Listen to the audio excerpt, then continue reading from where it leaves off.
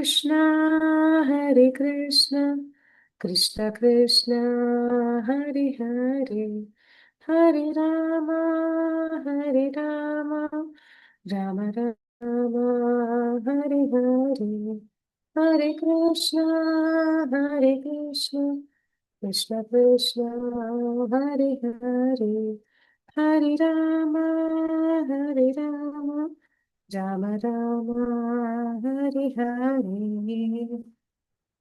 ओम नमो भगवते वासुदेवाय ओम नमो भगवते वासुदेवाय ओम नमो भगवते वासुदेवाय ओम अज्ञानतिमिरान्धस्य ज्ञानाञ्जनशलाकया चक्षुरुन्मिलितं येन तस्मै श्रीगुरुवे नमः श्रीचैतन्यमनोभीष्टं स्थापितं येन भूतले स्वयं रूपः कदा मह्यं ददाति स्वपदान्तिकं वन्देऽहं श्रीगुरुश्रीयुतपदकमलं श्रीगुरून् वैष्णवांश्च श्रीरूपं साग्रजातं सहगणरघुनाथान्वितं तं सजीवं साद्वैतं सावधूतं परिजनसहितं कृष्णचैतन्यदेवं श्रीराधाकृष्णपादान् सहगणललिता श्रीविशाखान्वितांश हे कृष्ण करुणा सिंधु दीनबंधु जगतपते गोपीश गोपिका कांता राधा कांता नमोस्तुते तप्त कांचन गौरांगी राधे वृंदावनेश्वरी वृषभानुसुते देवी प्रणमामि हरिप्रिय वाञ्छाकल्पतरुभ्यश्च कृपा सिन्धुभ्यैव च पतितनां पावनेभ्यो वैष्णवेभ्यो नमो नमः नमो विष्णुपादाय कृष्णप्रेष्ठाय भूतले श्रीमते भक्तिवेदांत स्वामिनिति नामिने नमस्ते सरस्वती देवी गौरवाणी प्रचारिणि निर्विशेष शून्यवादि पाश्चात्य देशतारिणि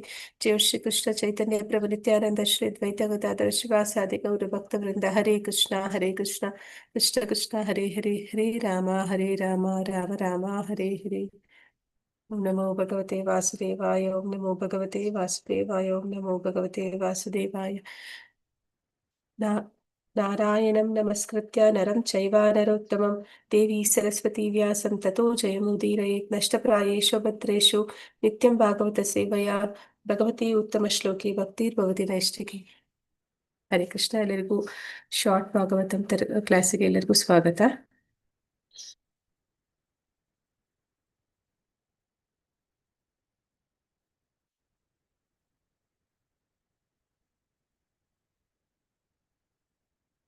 ನಿನ್ನೆವರೆಗೆ ನಾವು ಏನ್ ತಿಳ್ಕೊಂಡ್ರೆ ಸೂತ ಗೋಸ್ವಾಮಿಗಳನ್ನ ನೈಮಿಷಾರಣ್ಯದಲ್ಲಿದ್ದಂತ ಶೌನಕಾದಿ ಋಷಿಗಳು ಅವರನ್ನ ಸ್ವಾಗತಿಸ್ತಾ ಇದ್ದಾರೆ ಮತ್ತೆ ಅವರನ್ನ ಗುಣಗಾನ ಮಾಡ್ತಿದ್ದಾರೆ. ಗುರು ಅವ್ರೆಂತಹ ಒಂದು ಉತ್ತಮ ಗುರು ಅನ್ನೋದನ್ನ ಅಲ್ಲಿ ತಿಳಿಸ್ತಾ ಇದ್ದಾರೆ. ನಂತರ ಮುಂದುವರಿಸ್ತಾ ಶ್ಲೋಕ 9.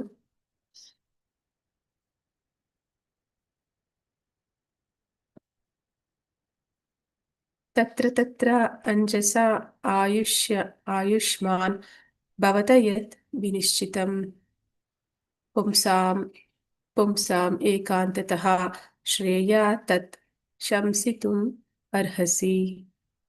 ಅನುವಾದ: ದೀರ್ಘಾಯುಷಿಗಳಾದ ನೀವು ಜನಸಾಮಾನ್ಯರಿಗೆ ಯಾವುದು ಮೂಲಭೂತವಾಗಿ ಪರಮಶುಭಕರ ಎಂದು ನಿಶ್ಚಯಿಸಿರುವರೋ ಅದನ್ನು ನಮಗೆ ಸುಲಭವಾಗಿ ಅರ್ಥವಾಗುವ ರೀತಿಯಲ್ಲಿ ತಿಳಿಸುವಂತಹವರು ಅಂತ ಇಲ್ಲಿ ಹೇಳ್ತಾ ಇದ್ದಾರೆ. ಅಂದ್ರೆ ಇಲ್ಲಿ ನಾ ಆಗ್ಲೇ ಹೇಳಿದ ಹಾಗೆ ಬಲರಾಮನಿಂದ ಅವರಿಗೆ ಆಯುಷ್ ಅನುಗ್ರಹ ಆಗಿದೆ. ಅಂದ್ರೆ ಸುತ ಗೋಸ್ವಾಮಿಗಳು ದೀರ್ಘಾಯುಷ್ಯವನ್ನು ಹೊಂದಿದ್ದಾರೆ. ಹಾಗಾಗಿ ಇಲ್ಲಿ ಅವರನ್ನ ಹೇಳ್ತಾ ಇದ್ದಾರೆ, ನೀವು ದೀರ್ಘಾಯುಷಿಗಳು. ಮತ್ತೆ ಜನಸಾಮಾನ್ಯರಿಗೆ ಎಲ್ಲರಿಗೂ ಕೂಡ ಮೂಲಭೂತ ಪರಮ ಶುಭಕರ ನಿಶ್ಚಯಿಸುವರು. ಇಲ್ಲಿ ಈಗ ಏನಾಗುತ್ತೆ ಅಂತಂದ್ರೆ ನೈಮಿಷಾರಣ್ಯದಲ್ಲಿ ಪ್ರಶ್ನೆಗಳನ್ನ ಕೇಳೋದಕ್ಕೆ ಪ್ರಾರಂಭ ಮಾಡ್ತಾರೆ. ಇದು ಅಧ್ಯಾಯದ ಹೆಸರೇ ಋಷಿಗಳ ಪ್ರಶ್ನೆ.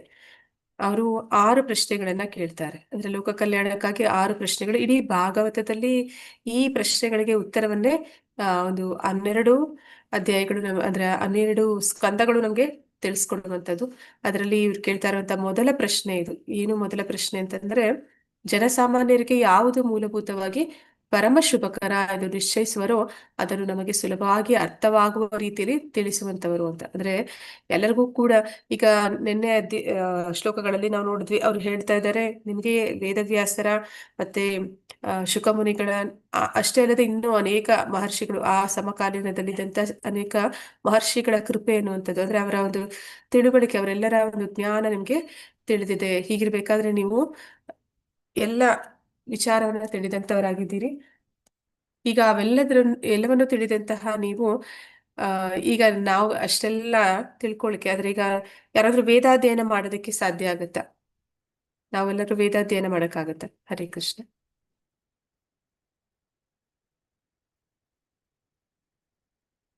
ಆಗುತ್ತಾ ವೇದಾಧ್ಯಯನ ಮಾಡಕ್ಕೆ? ಇಲ್ಲ ಮಾತಾಜಿ. ಯಾಕೆ ಅಂತಂದ್ರೆ ನಮ್ಗೆ ಮೊದಲಿಗೆ ಸಂಸ್ಕೃತ ಬರೋದಿಲ್ಲ. ಹಾಗೆ ನಾವು ಸಂಸ್ಕೃತ ಕಲಿತು ವೇದಾಧ್ಯಯನ ಮಾಡಿ ಅಷ್ಟು ನಾಲ್ಕನ್ನು ತಿಳಿಬೇಕು ಅಂತಂದ್ರೆ ನಮ್ಗೆ ಈ ಆಯುಸ್ಸು ಸಾಕಾಗಲ್ಲ. ನಮ್ಮ ಆಯುಸ್ಸು ಅದಕ್ಕೆ ಸಾಕಾಗುವುದಿಲ್ಲ. ಹಾಗಾಗಿ ವೇದಗಳ ಸಾರ ಏನಿದೆ, ಅಥವಾ ಈ ಒಂದು ಆಧ್ಯಾತ್ಮಿಕ ಎಲ್ಲ ಶಾಸ್ತ್ರಗಳ ಸಾರ ಏನಿದೆ, ಅದರ ಒಂದು ಈಗ ಏನಂತಾರೆ, ಮಕ್ಕಳಿಗೆ ಕೆಲವೊಂದ್ಸಲಿ ನಾವು ಏನಾದ್ರೂ ಆಹಾರ ತಿನ್ನಿಸ್ಬೇಕು ಅಂತಂದ್ರೆ ಅವರು ತಿನ್ನಕ್ಕೆ ಇಷ್ಟಪಡೋದಿಲ್ಲ ಅಂತಂದಾಗ ಏನ್ ಮಾಡ್ತೀವಿ, ಅದನ್ನ ಜ್ಯೂಸ್ ಮಾಡಿ ಹಿಂಡಿ ರಸ ಕುಡಿಸ್ಬಿಡ್ತೀವಿ. ಹಾಗೆ ಅಂದ್ರೆ ಕಾಯಿಲೆ ಏನಾದ್ರೂ ಇದ್ದಾಗ ಔಷಧಿ ರೀತಿಯಲ್ಲಿ ಕೊಡುವಾಗ ಕಷಾಯ ಅದೆಲ್ಲ, ಅಂದ್ರೆ ಅದನ್ನ ಜ್ಯೂಸ್ ಆಗಿ ಕೊಡ್ತಾರೆ. ಹಾಗೆ ಇಲ್ಲಿ ಹೇಳ್ತಾ ಇದ್ದಾರೆ, ನಮ್ಗೆ ಎಲ್ಲದರ ಸಾರ ಕೊಟ್ಟಿ ಅಂತ ಹೇಳಿ, ಅದ್ರ ಸುಲಭವಾಗಿ ನಮ್ಗೆ ಅರ್ಥ ಆಗೋ ರೀತಿಯಲ್ಲಿ ಅದನ್ನ ನೇರವಾಗಿ ಹೇಳ್ಬಿಡಿ ಅಂತೇಳಿ ಅವರಿಂದ ವಿನಂತಿಸ್ಕೊತಾ ಇದ್ದಾರೆ. ಭಾವಾರ್ಥ ಪ್ರಭುಪಾದರಿಂದ ಪ್ರಭುಪಾದರಿಗೆ ಜಯವಾಗಲಿ. ಭಗವದ್ಗೀತೆಯಲ್ಲಿ ಆಚಾರ್ಯ ಪೂಜೆಯನ್ನು ಸಲಹೆ ಮಾಡಲಾಗಿದೆ. ಆಚಾರ್ಯರು ಮತ್ತು ಗೋಸ್ವಾಮಿಗಳು ಸದಾಕಾಲ ಜನಸಾಮಾನ್ಯರ ಯೋಗಕ್ಷೇಮ ಹಿತಗಳಲ್ಲಿ, ವಿಶೇಷವಾಗಿ ಅವರ ಆಧ್ಯಾತ್ಮಿಕ ಹಿತಗಳಲ್ಲಿ ಮಗ್ನರಾಗಿ ಇರುತ್ತಾರೆ. ಆಚಾರ್ಯ ಅಂತಂದ್ರೆ ಆಚರಣೆ ಮಾಡುವಂತವನು. ಏನನ್ನ ಅವನು ತಿಳ್ಕೊಂಡಿದ್ದಾನೆ ಅದನ್ನ ಅವನು ಆಚರಣೆ ಮಾಡ್ತಾನೆ. ಮತ್ತೆ ಆಚರಣೆ ಮಾಡಿದ್ಮೇಲೆ ಏನ್ ಮಾಡ್ತಾನೆ, ಅದನ್ನ ಬೇರೊಬ್ಬರಿಗೂ, ತನಗೆ ಏನು ಲಾಭ ಸಿಕ್ಕಿದೆ ಅದು ಎಲ್ಲರಿಗೂ, ಲೋಕ ಕಲ್ಯಾಣಕ್ಕಾಗಿ ಎಲ್ಲರಿಗೂ ಸಿಗ್ಲಿ ಅಂತ ಹೇಳಿ ಅದನ್ನ ಪ್ರಚಾರನೂ ಮಾಡ್ತಾನೆ. ಅಂತಹ ಆಚಾರ್ಯರನ್ನ ನಾವು ಅವರನ್ನ ಪೂಜ್ಯ ಭಾವದಿಂದ ನಾವು ನೋಡ್ಬೇಕು ಅನ್ನೋದನ್ನಲ್ಲಿ ಹೇಳ್ತಾ ಇದ್ದಾರೆ. ಮತ್ತೆ ಗೋಸ್ವಾಮಿಗಳು ಕೂಡ ಅದೇ ರೀತಿ ನಾವು ನೋಡ್ತೀವಿ. 6 ಜನ ಗೋಸ್ವಾಮಿಗಳು ಅವ್ರೇನ್ ಮಾಡ್ತಾರೆ, ಅವರು ಚೈತನ್ಯ ಮಹಾಪ್ರಭುಗಳ ಅನುಯಾಯಿಗಳಾಗಿ ಅವರು ಹೇಳಿದಂತಹ ಒಂದು ಆ ಮಾರ್ಗದರ್ಶನದಲ್ಲಿ ಅವರು ಬದುಕಿದ್ರು. ಮತ್ತೆ ಇತರರಿಗೂ ಅದರ ಪ್ರಯೋಜನ ಸಿಗ್ಬೇಕು ಅಂತ ಹೇಳಿ ಗ್ರಂಥ ರೂಪದಲ್ಲಿ ನಮ್ಮೆಲ್ಲರಿಗೂ ಕೂಡ ಶಾಸ್ತ್ರದ ರೂಪದಲ್ಲಿ ಅದನ್ನ ಸಿಗುವಂತೆ ಮಾಡ್ತಾರೆ. ಹೀಗೆ ಅವರೆಲ್ಲರೂ ಕೂಡ ಜನಸಾಮಾನ್ಯರ ಯೋಗಕ್ಷೇಮವನ್ನ, ಹಿತವನ್ನ ಬಯಸ್ತಾರೆ. ಲೌಕಿಕ ಕಲ್ಯಾಣವು ಸ್ವಾಭಾವಿಕವಾಗಿಯೇ ಆಧ್ಯಾತ್ಮಿಕ ಕಲ್ಯಾಣವನ್ನು ಹಿಂಬಾಲಿಸಿ ಬರುತ್ತದೆ. ಈಗ ಲೌಕಿಕ ಕಲ್ಯಾಣ ಹೇಗೆ ಆಧ್ಯಾತ್ಮಿಕ ಕಲ್ಯಾಣವನ್ನ ಹಿಂಬಾಲಿಸುತ್ತೆ? ಹರೇ ಕೃಷ್ಣ. ಅಂದ್ರೆ ಈಗ ನೀವು ಆಧ್ಯಾತ್ಮಿಕ ಸ್ಪಿರಿಚುವಲ್ ಲೈಫ್ ಅಲ್ಲಿ ಮುಂದುವರಿತಾ ಹೋದ ಹಾಗೆ ನಿಮ್ಮ ಆ ಲೌಕಿಕ ಅಂತಂದ್ರೆ ಭೌತಿಕ ಜೀವನದಲ್ಲೂ ಕೂಡ ಒಳ್ಳೇದಾಗುತ್ತೆ ಅಂತ, ಹೇಗೆ ಅಂತ? ಹರೇ ಕೃಷ್ಣ.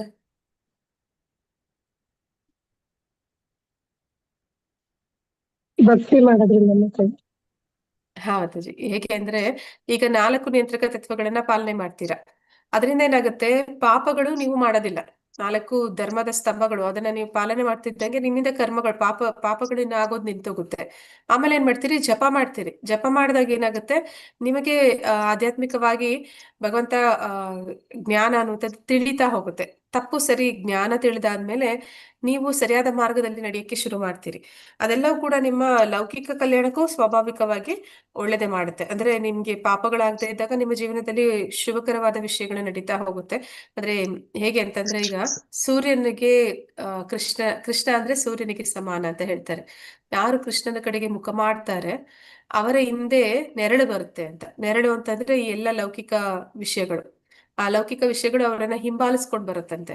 ಅಂದ್ರೆ ಆ ಮುಕ್ತಿ ಗಾಮಿ ಅಂತ ಹೇಳ್ತಾರೆ. ಅಂದ್ರೆ ಈ ಒಂದು ಮೋಕ್ಷ ಮೋಕ್ಷ ಕೂಡ, ಮುಕ್ತಿ ಅವಳು ಕೂಡ ಕೈ ಜೋಡಿಸಿ ಹಿಂದೆ ಹಿಂಬಾಲಿಸ್ತಾಳಂತೆ ಭಕ್ತರ ಹಿಂದೆ, ನನ್ನ ಸ್ವೀಕಾರ ಮಾಡುವಂತ. ಹಾಗೆ ಎಲ್ಲ ಲೌಕಿಕ ಕಲ್ಯಾಣವು ಸ್ವಾಭಾವಿಕವಾಗಿ, ಅಂದ್ರೆ ನಿಮ್ಗೆ ಲೌಕಿಕ ಕಲ್ಯಾಣನೂ ಆಗ್ಬೇಕು ಅಂತಿದ್ರು ಕೂಡ ಆಧ್ಯಾತ್ಮಿಕವಾಗಿ ನೀವ್ ಏನಾದ್ರೂ ಆ ಅಂದ್ರೆ ಜ್ಞಾನವನ್ನ ಮತ್ತೆ ಭಕ್ತಿಯನ್ನ ಮಾಡೋದಕ್ಕೆ ಪ್ರಾರಂಭ ಮಾಡಿದ್ರೆ ಇವೆಲ್ಲವೂ ಕೂಡ ಬರುತ್ತೆ. ಆದ್ರೆ ಭಕ್ತನಾದವನಿಗೆ ಅದರಲ್ಲಿ ಆಸಕ್ತಿ ಇರೋದಿಲ್ಲ.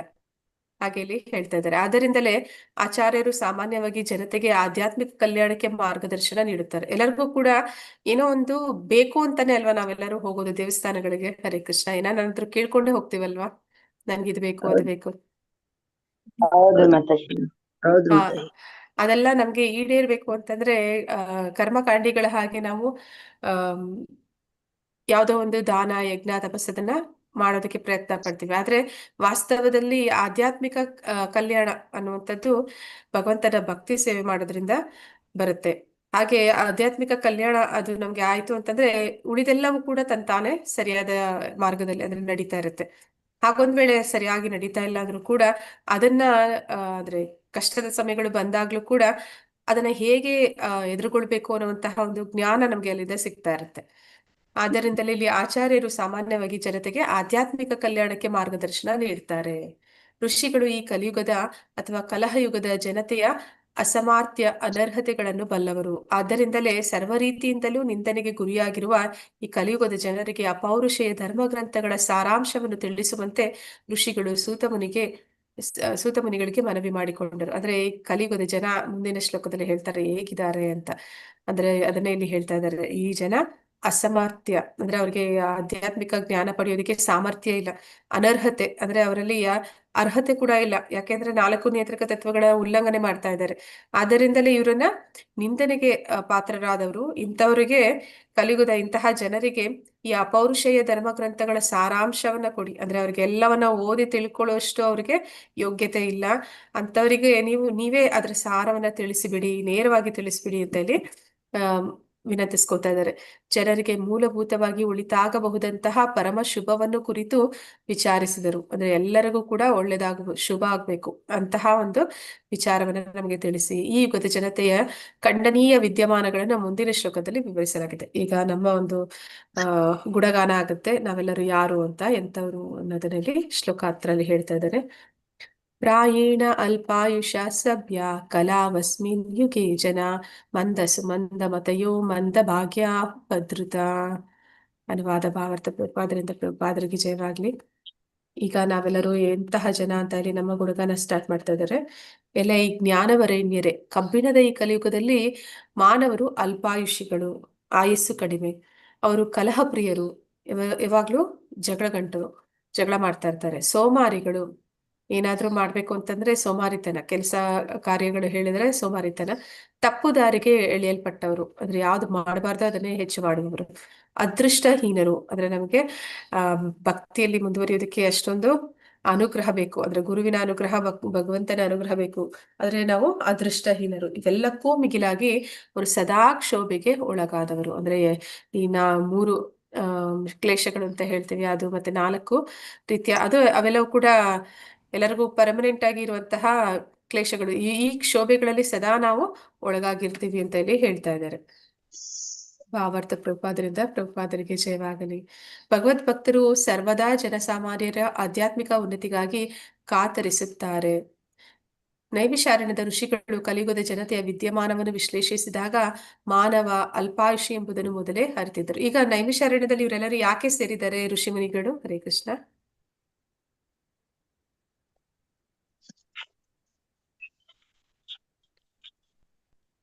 ಹರೇ ಕೃಷ್ಣ.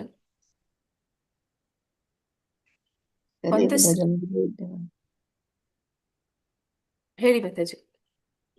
ಕಲಿಯುಗದ ಜನತೆಗೆ ವಿದ್ಯಮಾನವನ್ನು ಹೇಳಿಕೊಡ್ಲಿಕ್ಕೆ. ಅಂದ್ರೆ ಅಲ್ಲಿ ಸೇರಿರುವಂತದ್ದು 1,000 ವರ್ಷದ ಯಜ್ಞವನ್ನ ಆಚರಿಸ್ತಾ ಇದ್ದಾರೆ. ಯಾಕೆ ಮಾಡ್ತಾ ಇದ್ದಾರೆ ಅವರು 1,000 ವರ್ಷದ ಯಜ್ಞ ಅಂತಂದ್ರೆ, ಮುಂದೆ ಬರುವಂತಹ ಜನ ಯಾರಿದ್ದಾರೆ ಅವರು ಈಗ ನಮ್ಮನ್ನ ಹೊಗಳಿದ್ರಲ್ಲ, ಅಂತಹ ಒಂದು ಗುಣವಿಶೇಷಗಳನ್ನ ಹೊಂದಿರುವಂತವ್ರು.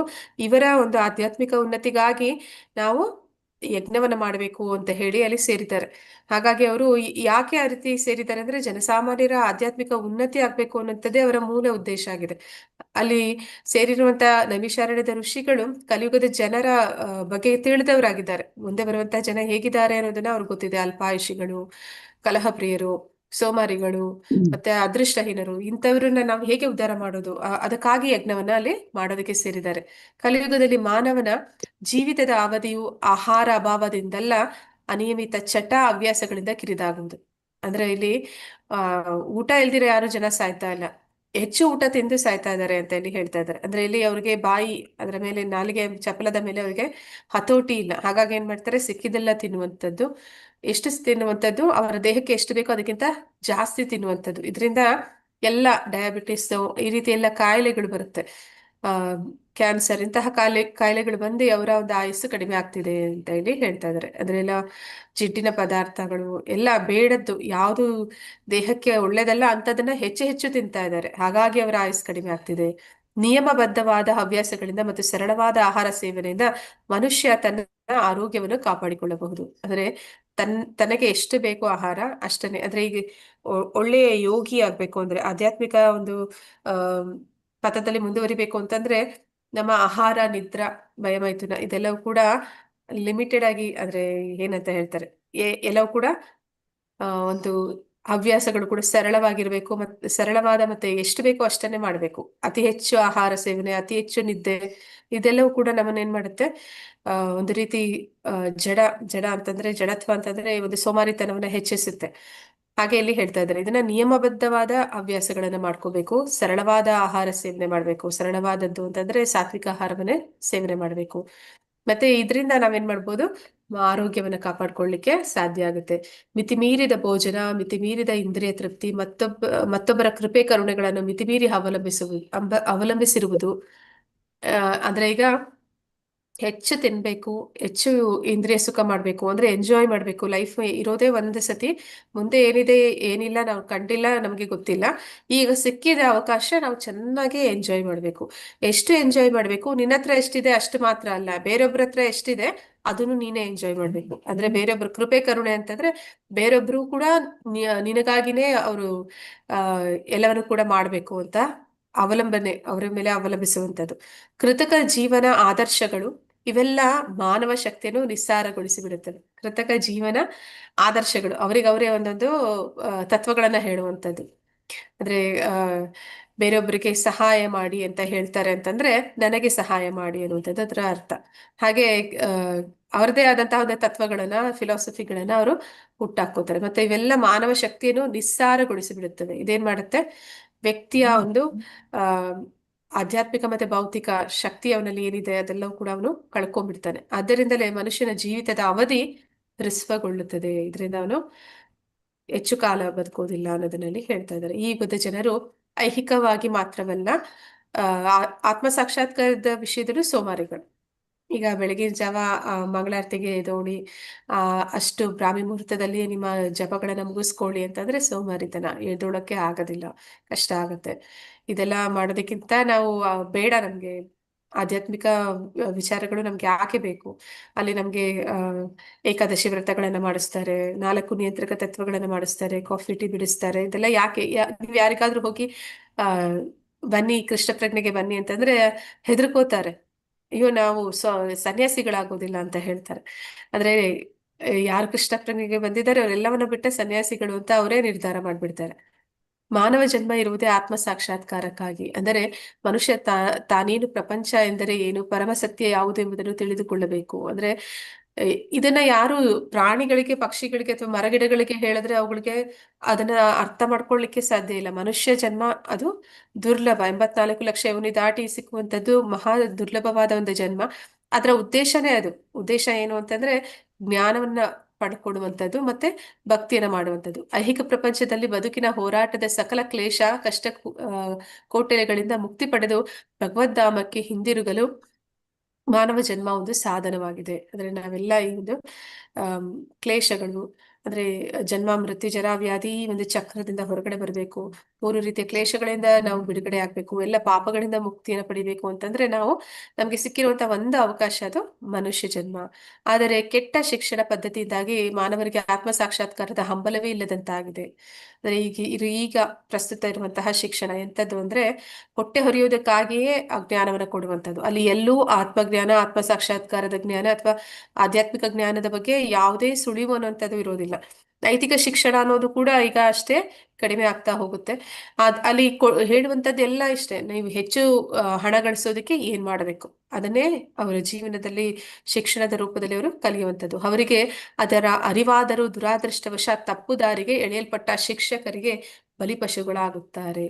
ಅಂದ್ರೆ ಪ್ರಭುಪಾದ್ರು ಏನಂತ ಹೇಳ್ತಾರೆ ಅಂದ್ರೆ, ಟೀಚರ್ಸ್ ಅಲ್ಲ ಅವರು, ಚೀಟರ್ಸ್ ಅಂತ. ಅಂದ್ರೆ ಅವರೆಲ್ಲರನ್ನು ಕೂಡ ಅವರ ಶಿಷ್ಯರನ್ನ ತಪ್ಪು ದಾರಿಗೆ ಎಳಿತಾರೆ, ಬಲಿಪಶುಗಳನ್ನಾಗಿ ಮಾಡ್ತಾರೆ ಅಂತ. ಈ ಯುಗದ ಮಾನವರು ವಿವಿಧ ರಾಜಕೀಯ ಅಭಿಪ್ರಾಯಗಳಿಗೆ ಮತ್ತು ರಾಜಕೀಯ ಪಕ್ಷಗಳಿಗೆ ಮಾತ್ರವೇ ಬಲಿಪಶುಗಳಾಗಿಲ್ಲ.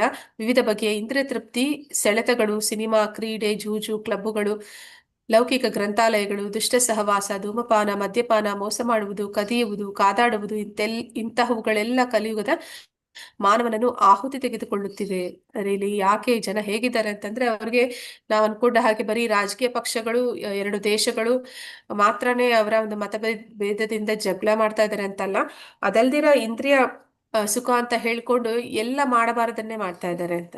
ಆದ್ರೆ ಸಿನಿಮಾ ಹೋಗಿ ನೋಡಿದ್ರೆ ನಮ್ಗೆ ಅನ್ಸುತ್ತೆ ಅದು ಎಂತ ಮಕ್ಕಳು ಫ್ಯಾಮಿಲಿ ಕೂತು ನೋಡುವಂತ ಸಿನಿಮಾ ಇರೋದಿಲ್ಲ. ಕ್ರೀಡೆಗಳು ಸುಮ್ಮನೆ ಕಾಲಹರಣ ಅಷ್ಟೇ. ಮತ್ತೆ ಜೂಜು ಅಂದ್ರೆ ಆಮ್, ಸುಳ್ಳು ಹೇಳ್ತಾರೆ, ಜೂಜಾಡುವಾಗ ಮೋಸ ಮಾಡ್ತಾರೆ. ಮತ್ತೆ ಕ್ಲಬ್ಗಳು, ಆದ್ರೆ ಅವೆಲ್ಲವೂ ಕೂಡ ಏನ್ ಮಾಡುತ್ತೆ, ನಮ್ಮನ್ನ ಮನುಷ್ಯ ಜನ್ಮವನ್ನ ನಷ್ಟ ಮಾಡಿಬಿಡುತ್ತೆ, ಅದರ ಒಂದು ಉದ್ದೇಶವನ್ನೇ ನಷ್ಟ ಮಾಡಿಬಿಡುತ್ತೆ.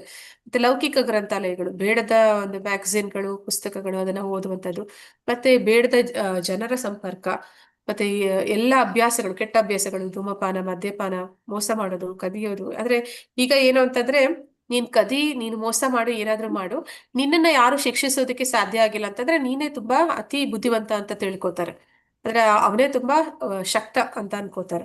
ಅವ್ನ್ ಏನ್ ತಪ್ಪು ಮಾಡಿದ್ರು ಪರವಾಗಿಲ್ಲ, ಅವ್ನ್ ಯಾರು ಕೇಳೋರಿಲ್ಲ, ಮಾಡೋರಿಲ್ಲ, ಅಷ್ಟೊಂದು ಅವನನ್ನ ದಂಡಿಸೋರಿಲ್ಲ ಅಂತಂದ್ರೆ ಅವನೇ ಎಲ್ಲರಿಗಿಂತ ಪ್ರಭಾವಶಾಲಿ ಅಂತ ತಿಳ್ಕೊತಾರೆ. ಹಲವು ಆ, ಪ್ರವರ್ತನೆಗಳಿಂದಾಗಿ ಅವರ ಮನಸ್ಸು ಸದಾ ಕ್ಷೋಭೆ, ಆತಂಕಗಳಿಂದ ಪೀಡಿತವಾಗಿದೆ. ಹೀಗೆ ಅವರು ಯಾವಾಗ್ಲೂ ಕೂಡ ಮನಸ್ಸು ಈ ಎಲ್ಲಾ ವಿಷಯಗಳು, ಈಗ ಕೊಟ್ಟಿರುವಂತ ಎಲ್ಲಾ ವಿಷಯಗಳ ಕಡೆ ಅವರ ಮನಸ್ಸು ಸದಾ ಯಾವುದನ್ನ ಪಡ್ಕೊಳ್ಳೋದು, ಹೇಗೆ ಪಡ್ಕೊಳ್ಳೋದು ಅನ್ನೋದ್ರಲ್ಲಿಯೇ ಯೋಚನೆ ಮಾಡ್ತಾ ಇರ್ತಾರೆ. ಈ ಯುಗದಲ್ಲಿ ಅನೇಕ ನೀತಿ ಭ್ರಷ್ಟ ಜನರು ತಮ್ಮದೇ ಆದ ಧಾರ್ಮಿಕ ನಂಬಿಕೆಗಳನ್ನು ಹುಟ್ಟು ಹಾಕುತ್ತಾರೆ. ಅವರಿಗೆ ಅವರದೇ ಆದಂತಹ ಒಂದು ಫಿಲಾಸಫಿಗಳು, ಅವರಿಗೆ ಬೇಕಾಗಿರುವಂತದ್ದು, ಅವರಿಗೆ ಲಾಭ ಆಗುವಂತಹ ಫಿಲಾಸಫಿಗಳನ್ನ ಕ್ರಿಯೇಟ್ ಮಾಡ್ತಾರೆ. ಎಲ್ಲರನ್ನೂ ಸಮಾನವಾಗಿ ಕಾಣಿ, ಎಲ್ಲವೂ ಎಲ್ಲರಿಗೂ ಆ, ಸಮಾನ ಹಕ್ಕು ಸಿಗಬೇಕು ಅಂತೆಲ್ಲ ಹೇಳುವಂಥದ್ದು. ಆದ್ರೆ ಅದರ ಉದ್ದೇಶನೇ ಬೇರೆ ಆಗಿರುತ್ತೆ. ಅವುಗಳಿಗೆ ಯಾವುದೇ ಅಪೌರುಷೇಯ ಧರ್ಮಗ್ರಂಥಗಳ ಆಧಾರ ಇರುವುದಿಲ್ಲ. ಅನೇಕ ವೇಳೆ ಇಂದ್ರಿಯ ತೃಪ್ತಿಯ ದಾಸಾನುದಾಸರಾಗಿರುವ ಜನರು ಇಂತಹ ಸಂಸ್ಥೆಗಳಿಂದ ಆಕರ್ಷಿತರಾಗುತ್ತಾರೆ. ಪ್ರ ಪರಿಣಾಮವಾಗಿ ಧರ್ಮದ ಹೆಸರಿನಲ್ಲಿ ನಾನಾ ರೀತಿಯ ಪಾಪಕೃತ್ಯಗಳು ನಡೆಯುತ್ತವೆ. ಇದರಿಂದಾಗಿ ಜನಸಾಮಾನ್ಯರು ಮನಸ್ಸಿಗೆ ಶಾಂತಿ ಇಲ್ಲವಾಗುತ್ತದೆ, ದೈಹಿಕ ಸ್ವಾಸ್ಥ್ಯವೂ ಇಲ್ಲವಾಗುತ್ತದೆ. ವಿದ್ಯಾರ್ಥಿ ಸಮುದಾಯದ ಅಂದರೆ ಬ್ರಹ್ಮಚಾರಿಗಳ ಪಾಲನೆ ಆಗುತ್ತಿಲ್ಲ, ಬ್ರಹ್ಮಚರ್ಯವನ್ನು ಪಾಲಿಸುತ್ತಿಲ್ಲ. ಸಂಸಾರಸ್ಥರು ಗೃಹಸ್ಥಾಶ್ರಮ ನೀತಿ ನಿಯಮ ನಿಯಮಾವಳಿಗಳನ್ನು ಪಾಲಿಸುತ್ತಿಲ್ಲ. ಇದರ ಪರಿಣಾಮವಾಗಿ ಇಂತಹ ಗೃಹಸ್ಥಾಶ್ರಮಗಳಿಂದ ಹೊರಬಂದು ವಾನಪ್ರಸ್ಥರು ಮತ್ತು ಸನ್ಯಾಸಿಗಳೆಂದು ಹೇಳಿಕೊಳ್ಳುವವರು ಕಟ್ಟುನಿಟ್ಟಿನ ಮಾರ್ಗಗಳಿಂದ ಸುಲಭವಾಗಿ ದಾರಿ ತಪ್ಪುತ್ತಾರೆ. ಕಲಿಯುಗದಲ್ಲಿ ಇಡೀ ವಾತಾವರಣ ಅಶ್ರದ್ಧೆಯಿಂದ ತುಂಬಿ ಹೋಗಿದೆ. ಮನುಷ್ಯರು ಈಗ ಆಧ್ಯಾತ್ಮಿಕ ಮೌಲ್ಯಗಳಲ್ಲಿ ಆಸಕ್ತಿ ಕಳೆದುಕೊಂಡಿದ್ದಾರೆ. ಲೌಕಿಕ ಇಂದ್ರಿಯ ತೃಪ್ತಿಯ ನಾಗರಿಕತೆಯ ಮಾನದಂಡವಾಗಿದೆ. ಇಂತಹ ಐಹಿಕ ಪ್ರಧಾನ ನಾಗರಿಕತೆಯ ಪಾಲನೆ ಪೋಷಣೆಗಾಗಿ ಮಾನವ ಸಂಕೀರ್ಣ ರಾಷ್ಟ್ರಗಳು, ಸಮುದಾಯಗಳು ಸೃಷ್ಟಿಸಿದ್ದಾರೆ. ಹಾಗೂ ಈ ವಿಭಿನ್ನ ಗುಂಪುಗಳ ನಡುವೆ ಶೀತಲ ಸಮರಗಳು, ಘೋರ ಯುದ್ಧಗಳು ಸತತವಾಗಿ ನಡೆಯುತ್ತಿವೆ. ಪ್ರಸ್ತುತ ಮಾನವ ಸಮಾಜದ ಮೌಲ್ಯಗಳು ವಿಕೃತವಾಗಿವೆ, ವಿರೂಪಗೊಂಡಿವೆ. ಆದ್ದರಿಂದ ಆಧ್ಯಾತ್ಮಿಕ ಮಟ್ಟದ ಮಾನದಂಡಗಳನ್ನು ವೃದ್ಧಿಸುವುದು ತುಂಬಾ ಕಷ್ಟವಾಗುತ್ತಿದೆ. ಪತಿತಾತ್ಮರನ್ನು ಮೇಲೆತ್ತಿ ಇವುಗಳಿಂದ ಪಾರು ಮಾಡಲು ನೈಮಿಷಾರಣ್ಯದ ಋಷಿಗಳು ಕಾತರರಾಗಿದ್ದಾರೆ ಎಂದೇ ಅವರು ಇಲ್ಲಿ ಶ್ರೀರಸುತ ಮುನಿಗಳಿಂದ ಪರಿಹಾರವನ್ನು ಅಪೇಕ್ಷಿಸುತ್ತಿದ್ದಾರೆ. ಅಂದ್ರೆ ಇಲ್ಲಿ ಹೇಳ್ತಾ ಇದ್ದಾರೆ, ಏನಂತ ಹೇಳ್ತಾ ಇದ್ದಾರೆ ಅಂದ್ರೆ, ಮೊದಲಿಗೆ ಈ ಆಶ್ರಮಗಳು, ವರ್ಣಗಳು ಅಂತ ಮಾಡಿದ್ದಾರೆ. ಅದರಲ್ಲಿ ಮೊದಲಿಗೆ ಬರುವಂತದ್ದು ಬ್ರಹ್ಮಚರ್ಯ. ಬ್ರಹ್ಮಚರ್ಯ ಅಂತಂದ್ರೆ ಹೇಗಿತ್ತು ಇಂದಿನ ಕಾಲದಲ್ಲಿ, ಗುರುಕುಲಕ್ಕೆ ಹೋಗ್ತಿದ್ರು 5 ವರ್ಷ ಇದ್ದಾಗ್ಲೆ. ಆದ್ರೆ ಅಲ್ಲಿ ಗಂಡು ಹೆಣ್ಣು ಅವರು ಅಧ್ಯಯನ ಮಾಡೋ ಸಮಯದಲ್ಲಿ ಅವರಿಗೆ ಯಾವುದೇ ಒಂದು ಸಂಪರ್ಕ ಅನ್ನೋದು ಇರ್ತಾ ಇರ್ಲಿಲ್ಲ. ಈಗ ಆಗಿಲ್ಲ, ಎಲ್ಲಾ ಕೋಹಿಡ್ ಎಜುಕೇಶನ್ಸ್ ಇರುತ್ತೆ.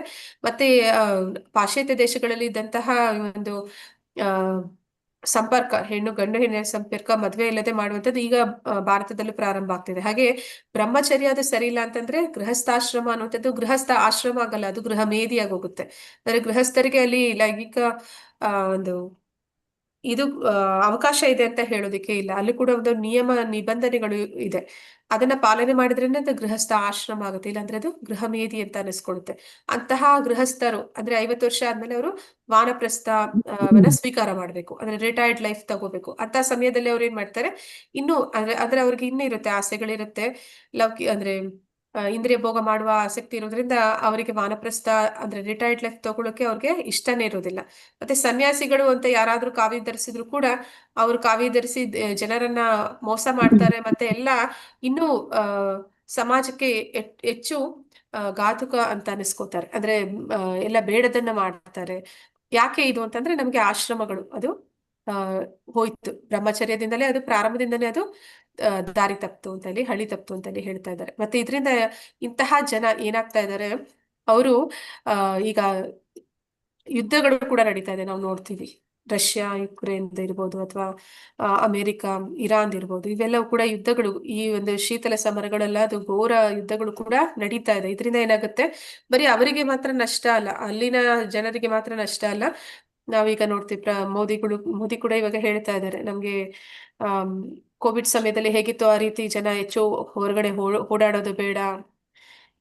ಇಲ್ಲ ಅಂದ್ರೆ ತುಂಬಾ ಹೊರೆ ಅಂದ್ರೆ ಎಲ್ಲದರ ಒಂದು ಆಮ್, ಏನಂತ ಹೇಳ್ತಾರೆ, ಪ್ರೈಸ್ ಜಾಸ್ತಿ ಆಗುತ್ತೆ, ನಾವು ಕೊಂಡ್ಕೊಳಕ್ ಆಗೋದಿಲ್ಲ, ಅಷ್ಟು ಬೆಲೆ ಜಾಸ್ತಿ ಆಗುತ್ತೆ. ಬೆಲೆ ಜಾಸ್ತಿ ಆದಾಗ ನಮ್ಗೆ ಅದು ಬರ್ಡನ್ ಆಗುತ್ತೆ. ಹಾಗೆ ಹೇಳ್ತಾ ಇದ್ದಾರೆ ಇಲ್ಲಿ, ಯಾರು ಹೊರಗಡೆ ಹೆಚ್ಚು ಓಡಾಡಬೇಡಿ.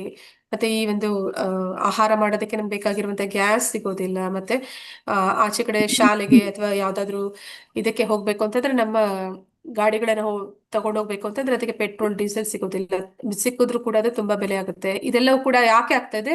ಎಲ್ಲೋ ನಡೀತಾ ಇರುವಂತ ಯುದ್ಧಗಳಿಂದ ಆಗ್ತಾ ಇದೆ. ಆದ್ದರಿಂದ ಆಧ್ಯಾತ್ಮಿಕ ಮಟ್ಟದ ಮಾನದಂಡಗಳನ್ನ ವೃದ್ಧಿಸ್ಕೊಳ್ಬೇಕು ಅಂತೇಳಿ ಹೇಳ್ತಾ ಇದ್ದಾರೆ. ಅಂದ್ರೆ ಸರಳ ಜೀವನ, ಉನ್ನತ ವಿಚಾರಗಳನ್ನ ಇಟ್ಕೋಬೇಕು ಅನ್ನೋದನ್ನಲ್ಲಿ ಹೇಳ್ತಾ ಇದ್ದಾರೆ. ಹಾಗಾಗಿ ಇಂತಹ ಜನರನ್ನ ಉದ್ಧಾರ ಮಾಡೋದಕ್ಕೆ ಇಲ್ಲಿ ಋಷಿಗಳು ಅಲ್ಲಿ ನೈಮಿಷಾರಣ್ಯದಲ್ಲಿ ಸೇರಿದ್ದಾರೆ.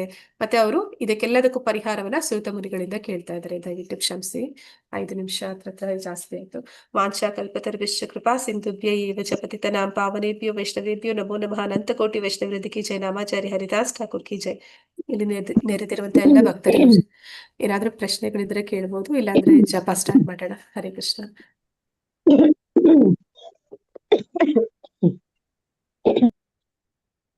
ಮಾತಾಜಿ ಯಾರಾದ್ರೂ ಜಪ ಮಾಡ್ತೀರಾ?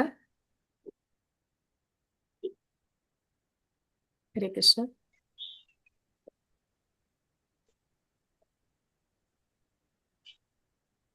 ವೀಣಾ ಮಾತಾಜಿ ಮಾಡ್ತೀರಾ? ಒಂದ್ ರೌಂಡ್ ಮಾಡ್ಬೋದಾ ಮಾತಾಜಿ? ಹಾ ಮಾತಾಜಿ, 1 ರೌಂಡ್ ಅಷ್ಟೇ.